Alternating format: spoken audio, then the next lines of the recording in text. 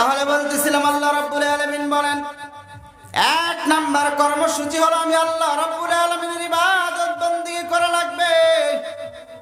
আল্লাহ রাব্বুল আলামিনের মর্মে সুন্দর করে জানায়া দেয় আল্লাহ রাব্বুল আলামিন ডাক দিয়ে বলতেছেন ওয়ামা খালাকতুল জিন্না ওয়াল ইনসা ইল্লা লিয়াবুদুন।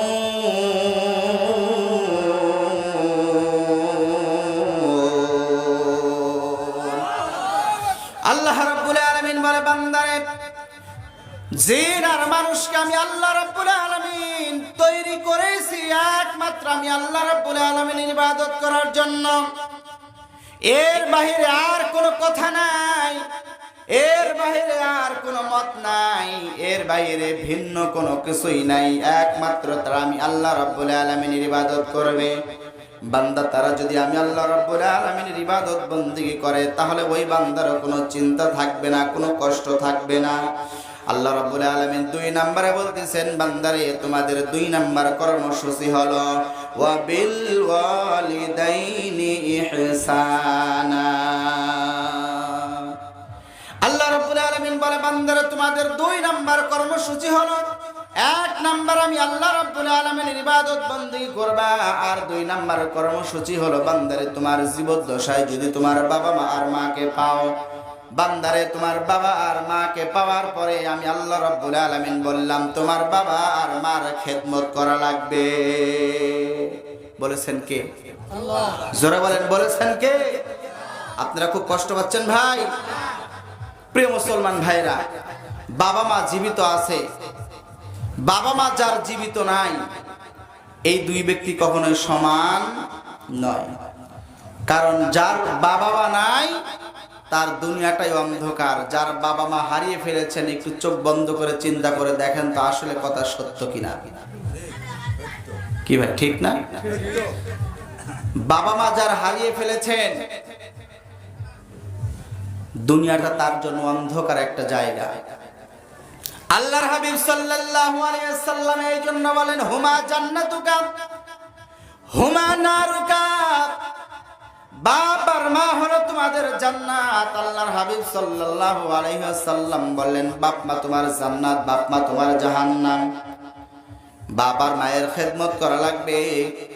নবীজিকে একজন সাহাবী এসে প্রশ্ন করলেন ইয়া রাসূলুল্লাহ ইয়া হাবিবাল্লাহ, আমি আমার জীবনে সবচাইতে কাকে বেশি সম্মান করব, কার মর্যাদা আমার কাছে সবচাইতে বেশি হবে? নবীজি বললেন সুম্মা উম্মুকা। বলে সাহাবী আবার বললেন ইয়া রাসূলুল্লাহ ইয়া হাবিবাল্লাহ, তারপরে কার? নবীজি আবার বললেন তোমার মার। এরপরে নবীজিকে আবার প্রশ্ন করলো হুজুর কার? নবীজি আবার বললেন তোমার মা। আবার প্রশ্ন করা হলো ইয়া রাসূলুল্লাহ ইয়া হাবিবাল্লাহ, তারপরে কার? নবীজি বললেন ক্বালা আবুকা। 4 নম্বরে নবীজি বললেন ও আমার সাহাবী 4 নম্বর হলো তোমার বাপ, তোমার বাবার খেদমত করবা। প্রিয় মুসলমান ভাইরা, মায়ের খেদমত আল্লাহ রাসূল সাল্লাল্লাহু আলাইহি ওয়াসাল্লাম কেন 3 গুণ মর্যাদা বাড়াইয়া দিল? আমার এই ছোট্ট মস্তিষ্কে ছোট্ট মেধায় গবেষণা করে আমি যতটুকু পেয়েছি সেটা হলো মা 1 নয় 2 নয় দীর্ঘ 9 থেকে 10টি মাস মা একজন সন্তানকে পেটের মধ্যে লালন পালন, পেটের মধ্যে ধারণ করে। কথা কোন ঠিক কি ঠিক না? এটা হলো 1 নাম্বার কারণ।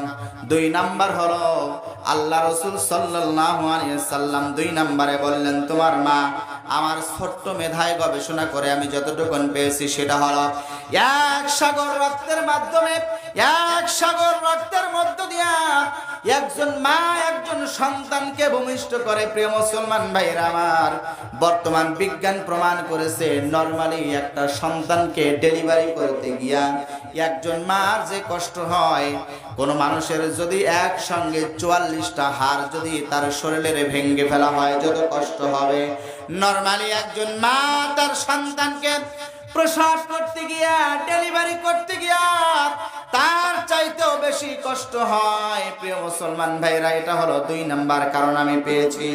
আর 3 নাম্বার হলো একজন মা তার সন্তানকে 1 নয় 2 নয় দীর্ঘ 2 থেকে 2.5 বছর স্তনের দুধ পান করায়। কয়টা কারণ বললাম ভাই? তিনটা কারণ। এক নাম্বার কারণ হলো মা 10 মাস 10 দিন সন্তানকে গর্ভে ধারণ করে। একটা সন্তান 2 কেজি 2.5 কেজি 3 কেজি পর্যন্ত হয়। একদিন 2 দিন নয়, 9 থেকে 10টি মাস মা ওই ভারী সন্তানকে পেটের মধ্যে বহন করে। আপনি আজকে বাড়িতে গিয়ে একটা ইট সুন্দর করে পেটের সঙ্গে 1 সপ্তাহ বাজে রাখেন, দেখেন তো কেমন লাগে। সম্ভব ভাই? কি কোন সম্ভব হবে? তবে যারা কথা বলতেছেন আমার মনে হয় এদের দ্বারা এটা সম্ভব। কি কোন সম্ভব? সম্মানিত ভাইয়েরা, তাহলে একটু ভালো করে খেয়াল করেন, মার বাবা কি জিনিস ছোট্ট করে আপনাদের একটু বলে যায়। প্রিয় মুসলমান ভাইরা, মা আর বাবা কি জিনিস একটু ছোট্ট করে আপনাদের খেদমতে বলে যাই। আল্লাহর হাবিব সাল্লাল্লাহু আলাইহি ওয়াসাল্লাম বললেন, আল আদাবুল মুফরাদ কিতাবের মধ্যে, কিতাবের লেখক লিখেছেন, হাদিসটা এসেছে, কোন মানুষ যদি চায় আল্লাহ রাব্বুল আলামিন আমাকে একটু লম্বা হায়াত দান করুক, কোন মানুষ যদি চায় দুনিয়ায় আমি একটু বেশি দিন জীবিত থাকবো, আল্লাহর হাবিব সাল্লাল্লাহু আলাইহি ওয়াসাল্লাম বললেন, ওই ব্যক্তি যেন তার মায়ের খেদমত করে, তার বাবার খেদমত করে। সুবহানাল্লাহ পড়বেন না? কোন মানুষ যদি চায় আমি দুনিয়ায় একটু বেশি দিন জীবিত থাকবো, নবীজি বললেন ওই ব্যক্তি যেন তার মা আর বাবার খেদমত করে। 2 নম্বরে নবীজি বললেন, রিদার রব্বি রিদাল ওয়ালিদাইন। 2 নম্বরে নবীজি বললেন, কোন বান্দা বান্দির উপরে যদি, কোন সন্তানের উপরে যদি তার মা আর বাবা অসন্তুষ্টি হয়, আল্লাহর হাবিব বললেন ওই সন্তানের উপরে যতক্ষণ পর্যন্ত মা আর বাবা সন্তুষ্টি হবে না, অর্থাৎ রাগান্বিত থাকবে, অসন্তুষ্টি অবস্থায় থাকবে, মা আর বাপ অসন্তুষ্টি থাকার কারণে আমার আল্লাহ ওই ব্যক্তির উপর অসন্তুষ্টি থাকে। এটা 4টিখানি কথা না মিয়া ভাই। আমার দেশে অনেক মানুষ মা আর বাবাকে দেখতে পারে না, আছে না ভাই? তবে আপনাদের এই বড় কলকাতা নাই, যা আছে সব আমার দেওভোগ বাঙ্গাবাড়ি আছে ভাই। হ্যাঁ, সব আছে আমাদের ভাঙ্গুরায়, আপনাদের এলাকায় আমার মনে হয় নাই। আপনারা সব বাবা মার একদম খুব সেবা যত্ন করে তাদের বুঝতেই দেন না আসলে কষ্ট কি জিনিস। প্রিয় মুসলমান ভাইরা, এটার বাস্তবতা বোঝার জন্য আপনার একটা ছোট্ট সন্তান যখন হয়েছিল, এই সন্তানটা যখন ছোট ছিল, আপনার এই সন্তানটাকে আপনি যেমন ভাবে লালন পালন করেছিলেন, আদর যত্ন দিয়ে, স্নেহ দিয়ে, মায়া মমতা দিয়ে, ভালোবাসা দিয়ে লালন পালন করেছিলেন, আপনার ছোট্ট জীবনে আপনি যখন বোঝা শেখেন নাই, বুঝতেও শেখেন নাই, আপনার ভাষা শুধু ছিল কান্না, কান্না ছাড়া আপনি আমি কিছুই বুঝি নাই। দুনিয়ার কোন মানুষ আপনার আমার ওই ভাষাটা বুঝতো না, মা একমাত্র জনম দুঃখিনী ওই ভাষাটা বুঝতো। প্রিয় মুসলমান ভাইরা, ওই দিন আমার আপনার কান্না ছাড়া আর কোনো ভাষা ছিল না। মা কাজ করতেছিল, হঠাৎ করে আপনি চিৎকার দিয়ে উঠেছেন, কান্না শুরু করে দিয়েছেন। দুনিয়ার কোন মানুষ বোঝে না আপনার ক্ষুধা লেগেছে, আপনার কষ্ট হচ্ছে, দুনিয়ার কোন মানুষ বোঝে নাই। জনম দুঃখিনী মা তাড়াতাড়ি করে কাজটা ফেলে রেখে এসে ময়লা যুক্ত হাত দিয়ে আপনাকে তুলে নিয়ে চোখে মুখে কপালের মধ্যে একটা চুম্বন দিয়ে আপনাকে, মা যখন ওই ছোট্টবেলায় শিশু অবস্থায় স্তনের সঙ্গে মুখটা লাগিয়ে দিয়েছিল, দুনিয়ার কোনো ডাক্তার, দুনিয়ার কোনো মানুষ বোঝে নাই আপনার ক্ষুধা লেগেছে, কিন্তু একমাত্র ওই ভাষাটা বোঝার জন্য মাকে যিনি তৌফিক দিয়েছিলেন তিনি কে? আল্লাহ রাব্বুল আলামিন মাকে এই ভাষাটা শিক্ষা দিয়েছিলেন, যা বান্দি তোর সন্তান কাঁদতেছে তাকে একটু দুধ পান করিয়ায়। প্রিয় মুসলমান ভাইরা, মা আর বাবার কথা বলতে গেলে অনেক লম্বা সময় চলে যাবে, এই জন্য আল্লাহ রাব্বুল আলামিন বলতেছে, ও দুনিয়ার মানুষ তোমরা শুনে রেখে দাও, আমি আল্লাহ রাব্বুল আলামিন বললাম 2 নম্বরে তোমার মা আর বাবার খেদমত করবা। 2 নম্বরে মা আর বাবার খেদমত করার পরে আমি আল্লাহ রাব্বুল আলামিন তোমাদেরকে বলে দিলাম, বান্দারে আমি আল্লাহ রাব্বুল আলামিন তোমাদেরকে বললাম, মা আর বাবার খেদমত করার পরে মা আর বাবার, মা কুলে বাবার কুলের আত্মীয় স্বজন যারা আছে, অর্থাৎ তোমার আত্মীয় স্বজনদের সঙ্গে তুমি সুন্দর আচরণ করো। তিন নাম্বার কর্মসূচি হলো বান্দা তুমি তোমার আত্মীয় স্বজনদের সঙ্গে কেমন আচরণ করো? জোরে বলেন, কেমন আচরণ? সুন্দর আচরণ করতে হবে। নবীজি বললেন, আত্মীয়তার সম্পর্ক ছিন্নকারী ব্যক্তি আল্লাহর জান্নাতে যাবে না। এখানে অনেক মানুষ আছে যারা আল্লাহ পাক রব্বুল আলামিন বলেছেন যে আত্মীয়তার সম্পর্ক রক্ষা করো, কিন্তু আমরা অনেক মানুষ আত্মীয়তার সম্পর্ক ছিন্ন করে বসে আছি। এমন মানুষ আছে না নাই ভাই? জোরে বলেন, আছে না নাই? এমন অনেক মানুষ আছে যারা আত্মীয়তার সম্পর্ক ছিন্ন করে বসে আছি ভাই। সম্মানিত ভাইয়েরা, আল্লাহ রাব্বুল আলামিন এর জন্য বললেন, বান্দারে তুমি তোমার বাপ মার খেদমত করার পরে তুমি তোমার আত্মীয় স্বজনদের সঙ্গে সুন্দর আচরণ করো। এই মর্মে আল্লাহ রাব্বুল আলামিন সূরাতুল বনী ইসরাইল 26 নম্বর আয়াতে কারিমার মধ্যে আল্লাহ রাব্বুল আলামিন সুন্দর করে বলেন, ওয়াতিযাল কুরবা হাক্কাহু ওয়াল মিসকিনা ওয়া বিনিস সাবিল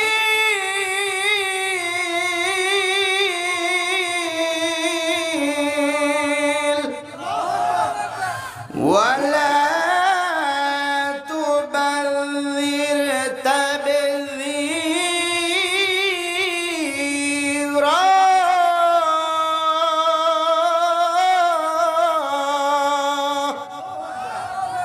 আল্লাহ রাব্বুল আলামিন 3 নম্বর বললেন, ও আমার বান্দা বান্দিরা তোমরা শুনে রেখে যাও, তোমাদের 1 নাম্বার কর্মসূচি হলো আমি আল্লাহর ইবাদত করা লাগবে।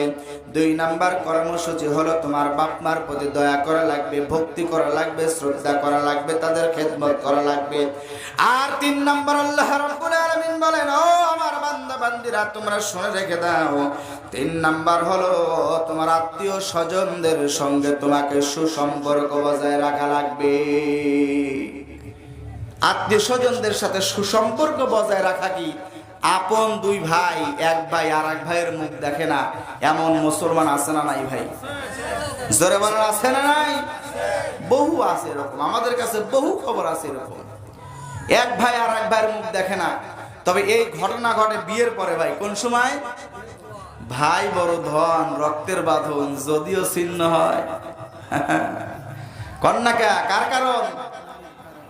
অনেকেই ভয় পাচ্ছেন, বুঝতেছি, মুখ লড়াচ্ছেন না যে হুজুর নারীর কথা বলে বারের যখন রাত 2টার সময় যাব তখন তো ধরবেনি, তখন তো হুজুর আপনি থাকবেন না। ভেজাল আছে মিয়া ভাই, অত সস্তা না। জান্নাত যে আপনি মনে করেন না মামুর বাড়ির মুয়া আপনি চাইলেন আর পেয়ে যাবেন, এত সস্তা নয়। এ জীবন বড় কঠিন জীবন। আপনাকে আত্মীয়তার সম্পর্ক রক্ষা করা লাগবে। প্রিয় নবী সাল্লাল্লাহু আলাইহি সাল্লাম যেদিন প্রথম ওহী পেয়েছিলেন ভয় পেয়ে গেলেন, কাঁপতে কাঁপতে বাড়িতে চলে আসছেন। আম্মাজান খাদিজাতুল কুবরা রাদিয়াল্লাহু তাআলা আনহা তাকে এসে ডাক দিয়ে বলতেছেন, বিবিরে আমি মনে হয় ধ্বংস হয়ে যাব, আমি মনে হয় আর বাঁচবো না, তাড়াতাড়ি করে আমাকে চাদর দিয়ে ঢেকে দাও। কি দিয়ে ঢেকে দাও? চাদর দিয়ে ঢেকে দাও। আম্মাজান খাদিজাতুল কুবরা রাদিয়াল্লাহু তাআলা আনহা উনি বলতেছেন যে আপনি কখনোই ধ্বংস হবেন না, কারণ আপনি মানুষের উপকার করেন, আপনি মানুষের বিপদে আগায়া যান, আপনি আত্মীয়তার সম্পর্ক রক্ষা করেন, মানুষের বিপদ দেখলে আপনি ঝাঁপায়া যান, আপনি কখনো ধ্বংস হবেন না। এ কথা বলতেছে কে? আম্মাজান খাদিজাতুল কুবরা রাদিয়াল্লাহু তাআলা আনহা। তাহলে নবীজির আদর্শ ছিল বিপদ দেখলে আগায়া গিয়া ওই বিপদ থেকে মানুষকে উদ্ধার করা, আত্মীয়তার সম্পর্কগুলো আরো অটুট রাখা, গাঢ় করা, মানুষের উপকার করা। আর আমাদের আদর্শ আর নীতি হলো মানুষের যত পারো ক্ষতি তত বেশি করো। এমন মুসলমান আছে না ভাই? অনেক আছে এমন। সব সময় ওর মাথার মধ্যে চিন্তাই থাকে কিভাবে মানুষের ক্ষতি করা যায়। আত্মীয়তার সম্পর্কগুলো ঠিক রাখে না ভাই। বিশেষ করে অনেক মা বোনেরা আছে যারা স্বামীর বাড়ির আত্মীয় স্বজনদেরকে দেখতে পারে না। কে আছে না ভাই? অনেক মানুষ। আরে ভাই, আপনার এলাকায় না থাকতে পারে, আমি আমার এলাকার কথা বলতেছি মিয়া। অনেক মানুষ আছে যারা স্বামীর বাড়ির আত্মীয় স্বজনকে ভালো চোখে দেখতে পারে না। স্বামীর বাড়ির আত্মীয় স্বজন আসলে নাক ছিটকায়। তবে আলহামদুলিল্লাহ, আপনার এলাকার মা বোনেরা স্বামীর বাড়ির আত্মীয় স্বজন আসার কথা শুনলেই ওরা গরম ভাত আর গরম তরকারি রান্না করে রেডি করে রাখে ভাই। হ্যাঁ, নিজে আগে গরম হয়। আল্লাহু আকবার। মা বোনরা চিন্তা করতেছে এই কোত্থেকে হুজুর আসলে খালি আমাদের দুর্নাম করতেছে। মা বোন, মায়েরা যারা আছেন, বিবাহিত মহিলা যারা আছেন, ভালো করে শুনে রাখেন।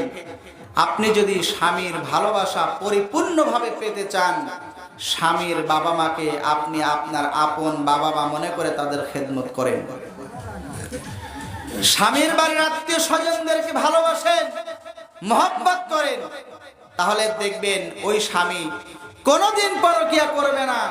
আপনাকে সারা জীবনে কোনোদিন অন্য কোনো মহিলার কথা চিন্তাও করবে না। আমি বুঝি তো ভাই, কারণ এ মাল তো আমার ঘরেও একটা আছে।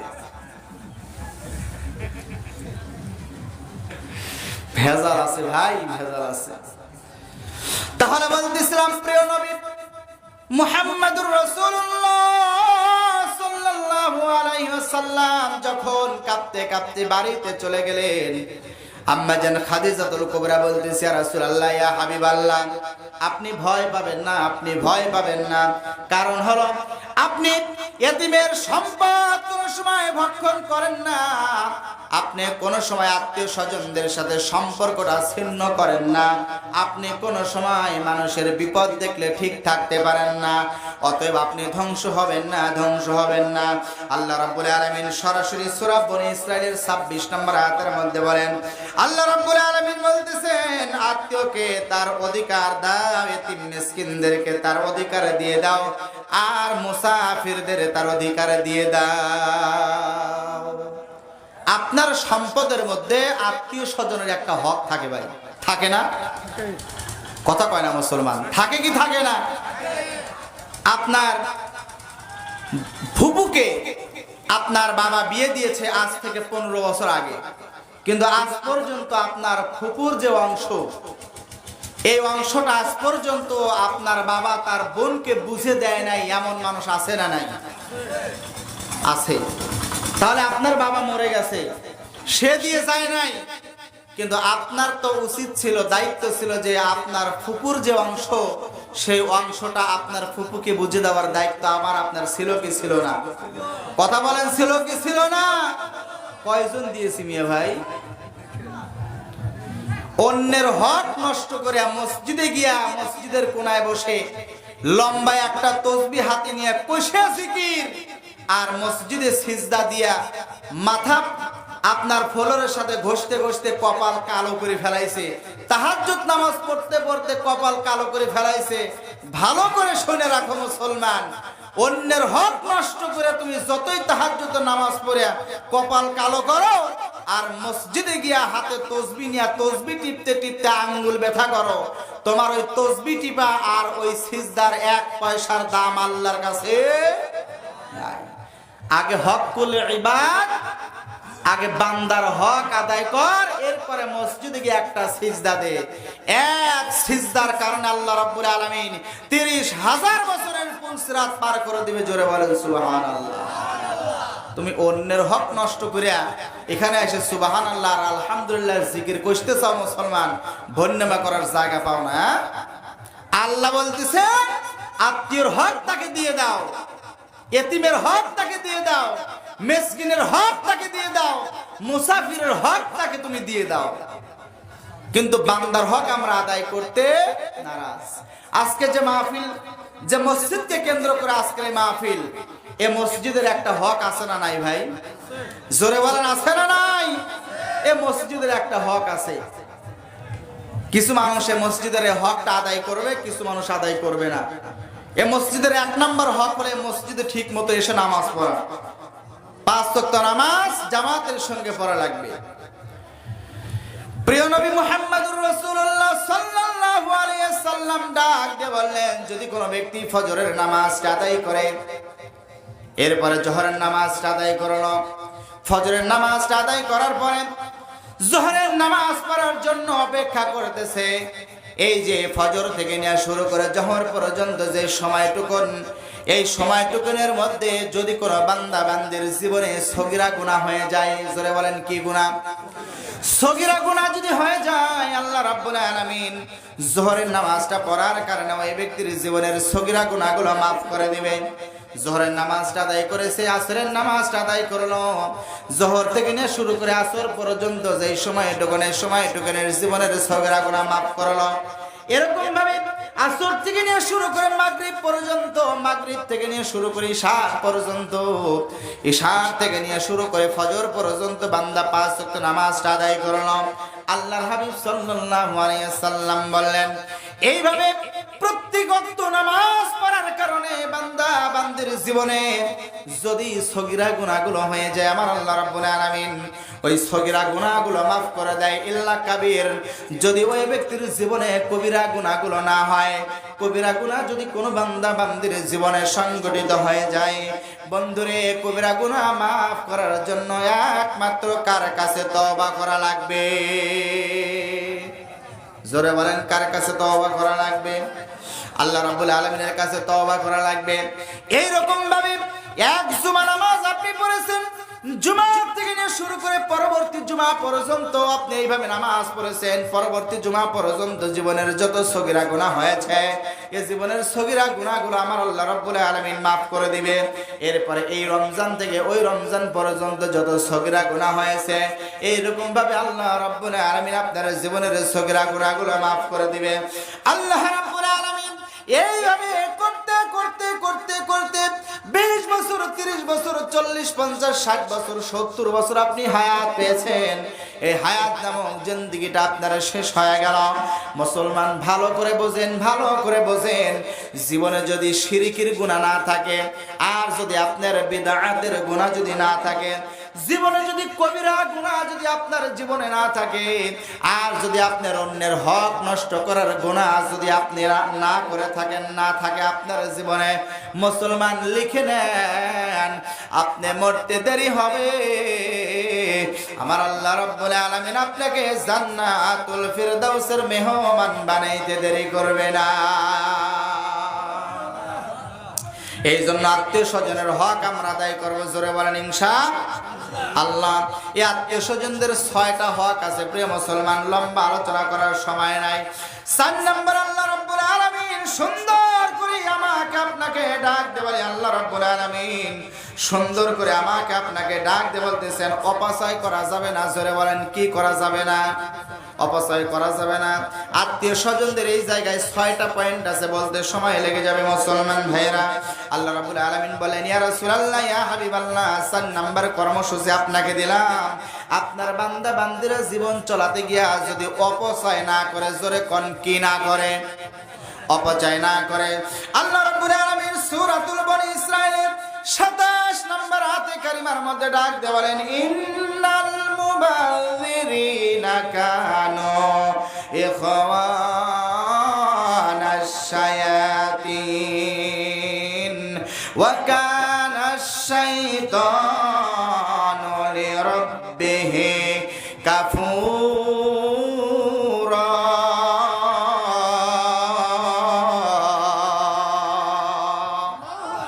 আল্লাহ রাব্বুল আলামিন বলেন, নিশ্চয়ই যারা বাজে খরচ করে, নিশ্চয়ই যারা বাজে খরচ করে তারা হলো শয়তানের ভাই, আর শয়তান হলো তার রবের বড় একজন অকৃতজ্ঞ, শয়তান হলো অকৃতজ্ঞ একজন। আল্লাহ রাব্বুল আলামিন এই জায়গায় সুন্দর করে বললেন, আল্লাহ রাব্বুল আলামিন অপচয়কারীকে পছন্দ করে না। অপচয়কারী হলো শয়তানের ভাই বা বন্ধু।